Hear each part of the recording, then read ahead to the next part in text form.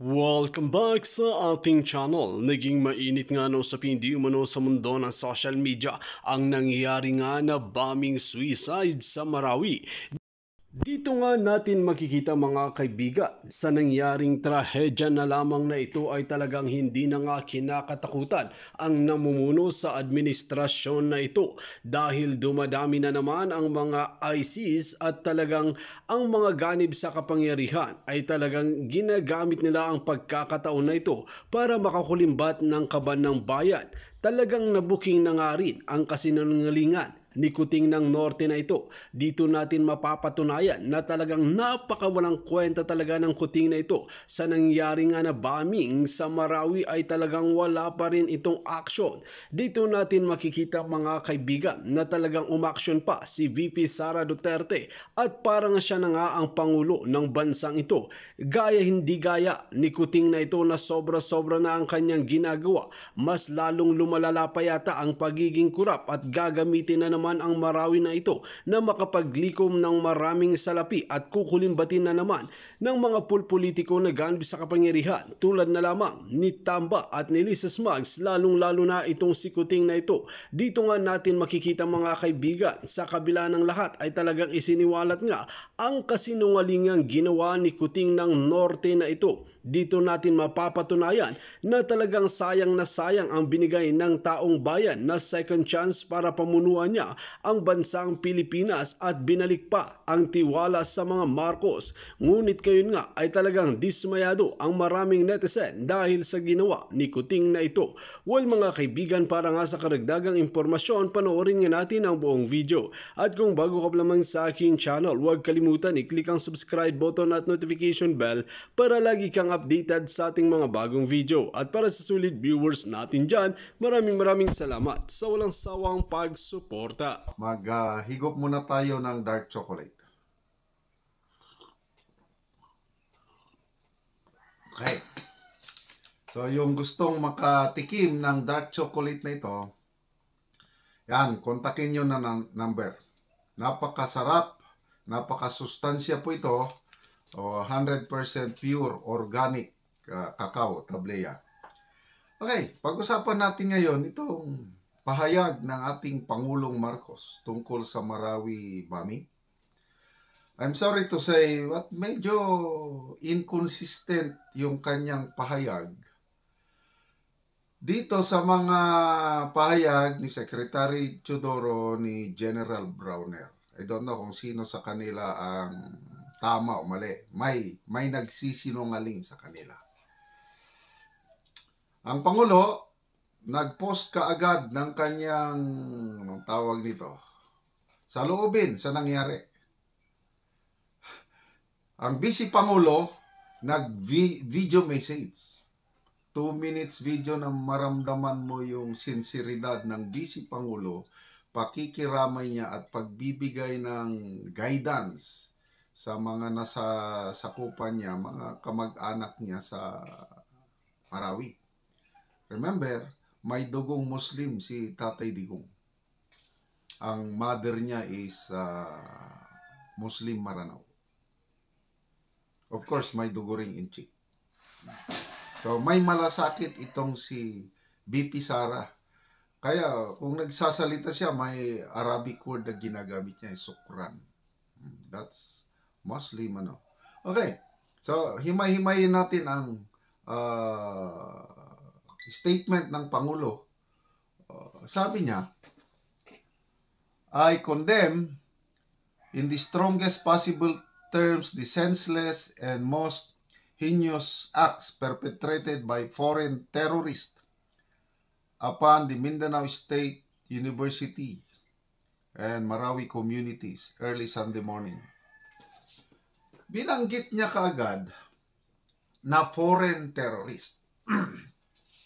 Ano ang basihan nyo, mahal na Pangulo? Yung press conference ni Secretary Teodoro, AFP-PNP, ang sabi ni Secretary Teodoro, inimbestigahan pa.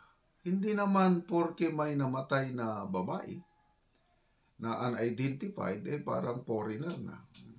Si General Browner, sinabi niya na parang may similarity yung bombing sa Hulu Cathedral noong 2019 at itong Marawi bombing ngayon, parang may similarity.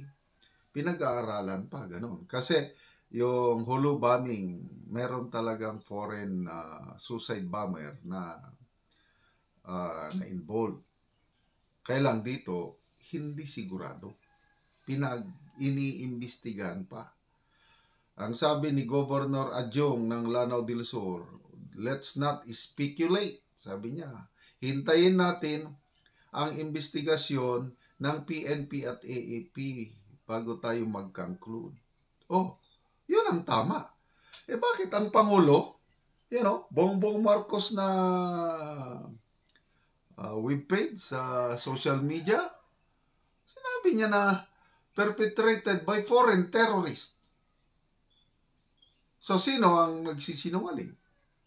Kasi may balita na meron daw namatay na babae na unidentified. Walang nag-claim ba na yun na yung foreigner.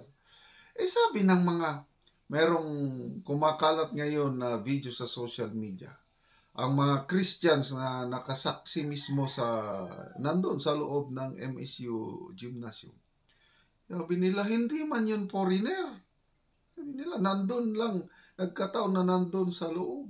Hindi. Pinapabulahanan ng mga testigo na walang foreigner.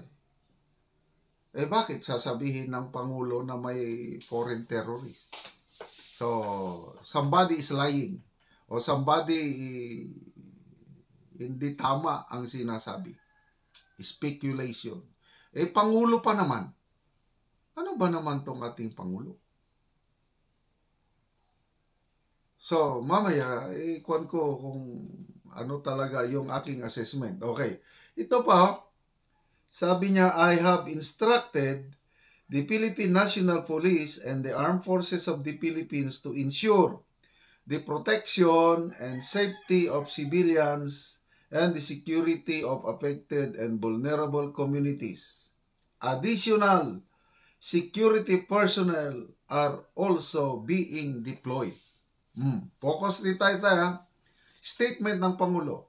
Additional security personnel are also being deployed. Ayan na. Dagdagan na ng tropa sa Marawi. Kailan sa press conference ni Secretary Teodoro at AFP Chief Staff General Browner, sabi ng AFP Chief Staff, wala pang direktiba na natatanggap niya na magdagdag ng tropa sa Marawi. Sino ang nagsasabi ng totoo? Alangan naman ng Chief of Staff, I am the Chief of Staff, kung nakatanggap na ako ng direktiba na magdagdag, bakit ko hindi sabing magdagdag? Naniniwala ako kay General Browner na walang direktiba. Kasi, palagi ako sa Marawi, maraming tropa sa Marawi and nearby towns. Daming battalions doon. At sabi ni General Browner, kakaunti naman lang itong remnants ng ISIS Mauti. Less than 100. And to me, hindi kailangan ng additional tropa. So bakit sabihin ng Pangulo na additional forces are being deployed? So I'm sorry, ang mas pinapaniwalaan ko si General Browner dahil siya ang man on the ground. At saka dati galing na siya doon eh. Nung kasagsagan ng gera, nandun din Colonel Browner pa noon. Siya yung in charge sa media. Then nung naliberate ang Marawi, naging brigade commander niya. Kabisado ni General Browner ang Marawi. Kaya kung as Chief of Staff, nakita niya kailangan ng dagdagan ng tropa, he can order as Chief of Staff, he can deploy more forces. Kailan Wala, sabi niya, no directive for additional troops. Kasi nakikita niya, wala, hindi kailangan.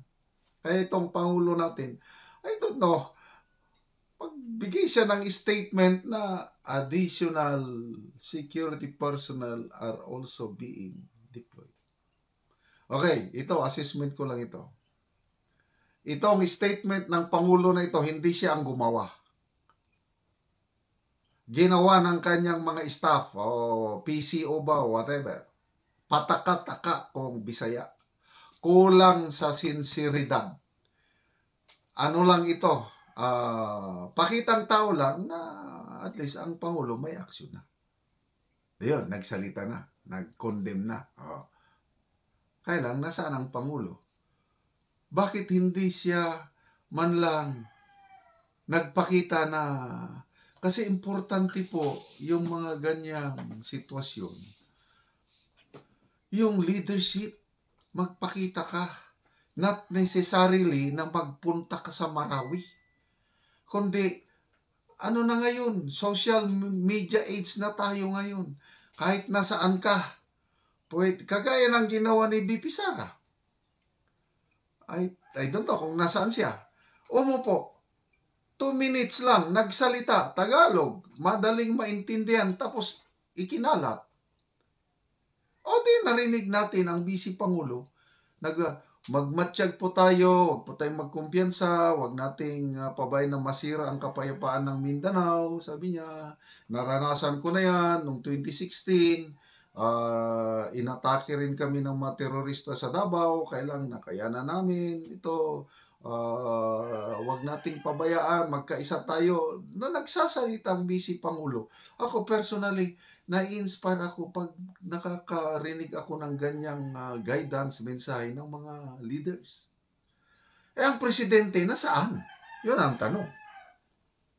Yung nababasa kong comments, Sunday, baka may session. I don't know. Ano yung session na? Session. May ginagawang iba. Nagpapahinga. Tulog na tulog. Huwag niyong gisingin ang Pangulo dahil day off niya ang Sunday. Wala pong day off ang Pangulo. Kung ang busy Pangulo nga nakapagbigay ng 2 minutes video message at kumalat kaagad, bakit hindi nagawa ng Pangulo?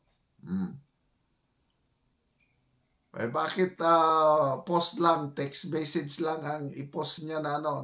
Dito mo makikita ang leadership. Malayong malayo po ang ating BP Sara kumpara dito sa ating Pangulo. Nakikita na ang the big difference. Okay? So, again, ating pakikiramay sa mga biktima ng Marawi bombing na ito. Yung foreign terrorist, hindi ako naniniwala doon. Resback lang yon ng Jumaya Ismala. Yun, basta ISIS mo, resback. Kasi, nalagasan sila ng buhay. 11 ang nalagasan ng buhay somewhere in Maguindanao del Sur.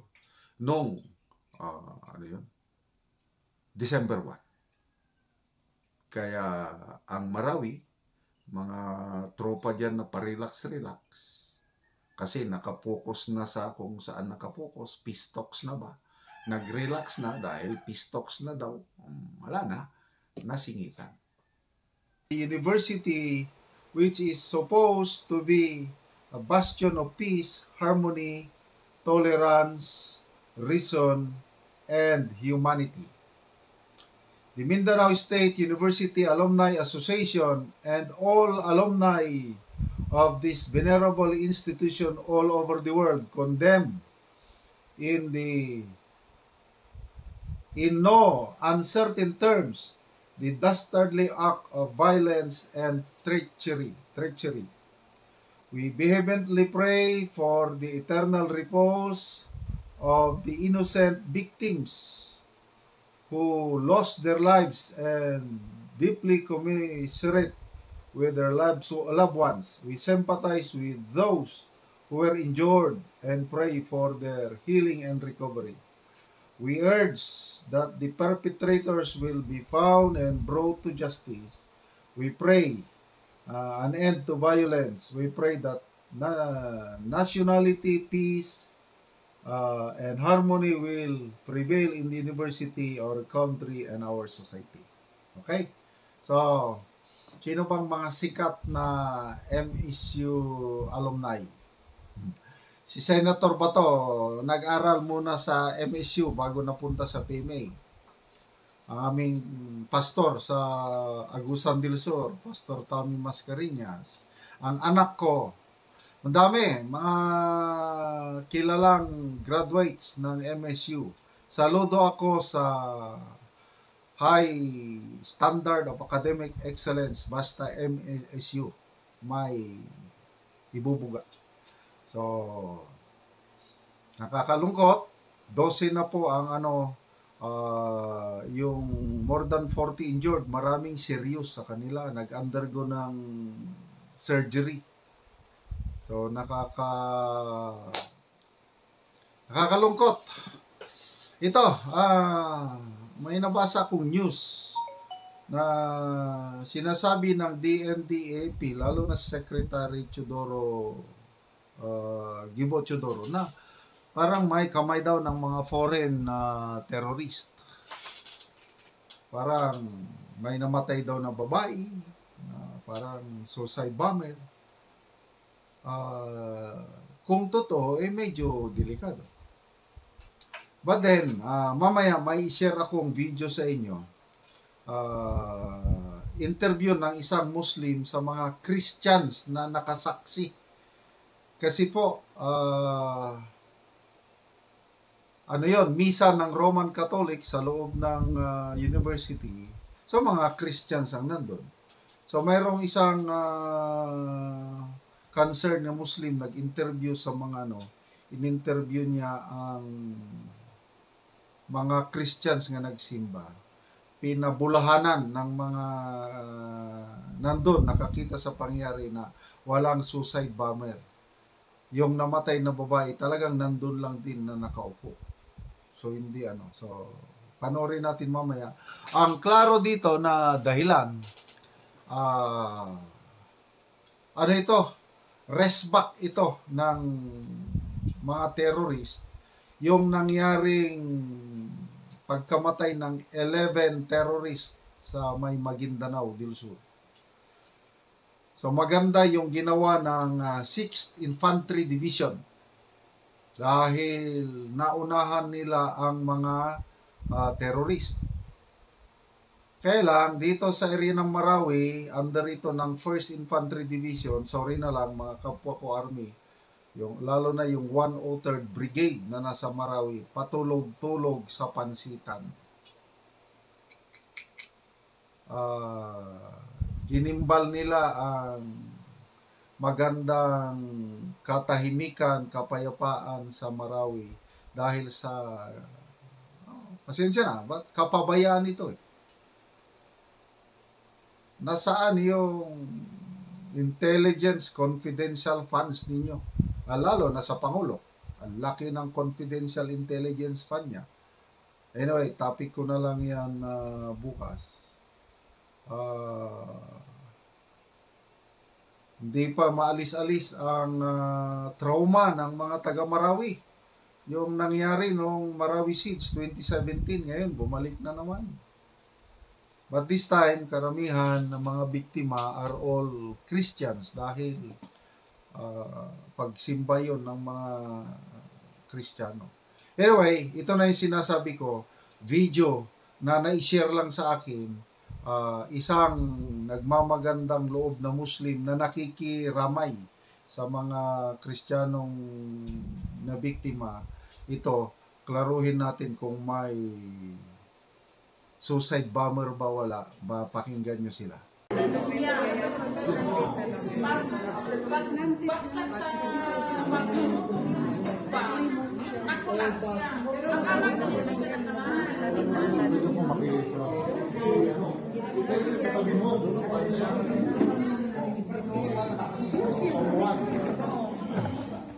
Pero yung, di ba, yung babae, dito ka nakaupo, din siya.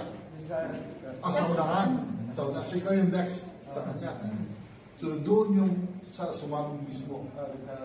Kasi yung ganito yung sa media, sabi nila, Ginagis talaga. So, never yan.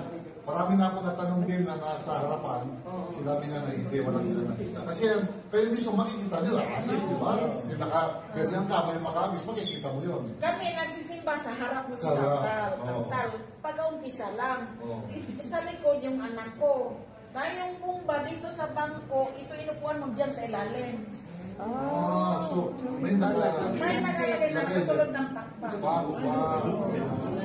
So, yung kasi meron pong nalabas na sa FB na sinasabi nila, yung babae daw, baka siguro yung nakaupo, sinasabi nila na suicide bomber. Hindi. Naniniwala ko kayo na Hindi pininiwala.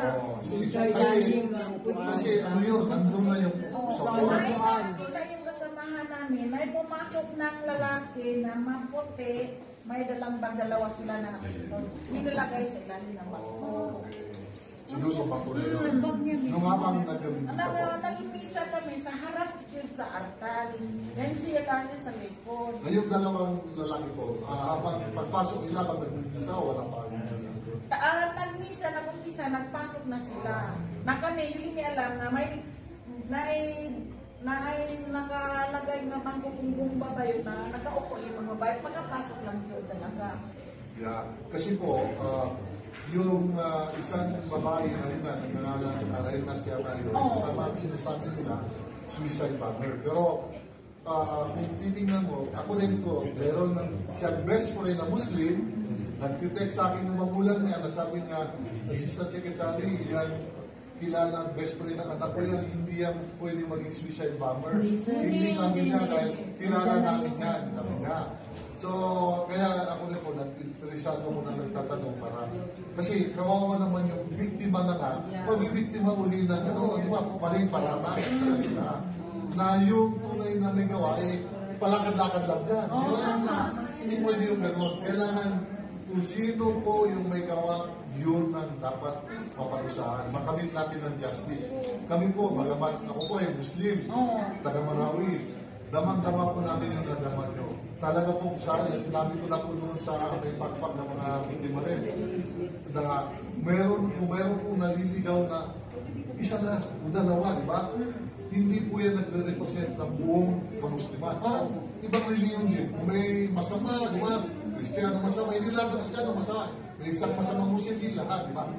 Pagtulungan natin, huwag magtagumpay yung isa o dalawa na yun na sisira doon sa pagkakaisa natin, pagtutulungan namin. Kasi kayo po dito, kaya kayo nandito, mahal namin po kayo, welcome po kayo sa Marawi. Alam niyo yan, yung mga iba, matagal na kayo dito. Nagkaroon naman tayo ng Marawi City, merong mga dumating na naliligaw na landas. Di ba, nung wala pa yung mga ganong ideology, bakit meron ba tayong problema? Di ba? Nakita niyo po nung mangyaring Marawi City, yung mga papulis, mga estudyante, Muslim, Christian, nagtutulungan, di ba? Doon natin nakita na nagtulungan. Yung iba, kasi sa Islam, kahit anong reliyon, wala pong justification na patayin mo ang inosenteng sibilyan, kahit anong reliyon mo. Bawal po, wala sa utos ng Islam, yung mga ulaman namin, para mag-isang namin, na sinasabi na, patayin mo yung inosente. Dahil Christian, wala po yun. Ang inutos pa ka sa Islam, kung ano, walang pilitan sa reliyon.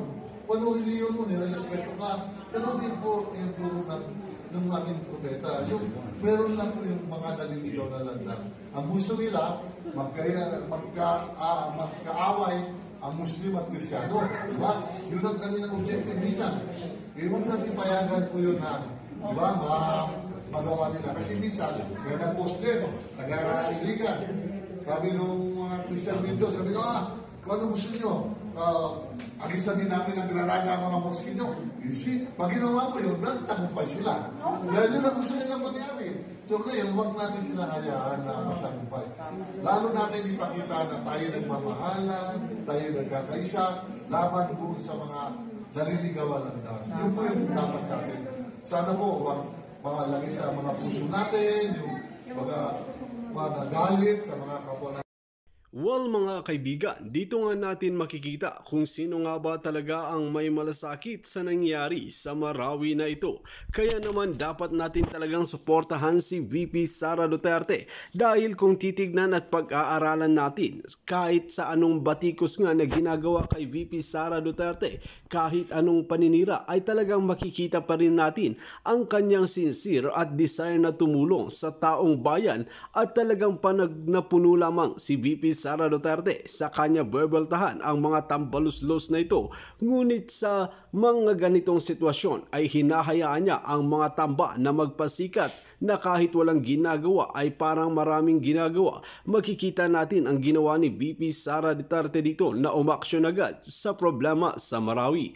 Well mga kaibigan, para nga sa karagdagang impormasyon, ano ang inyong mga opinyon? Just comment below sa ating comment section at ating pag-uusapan.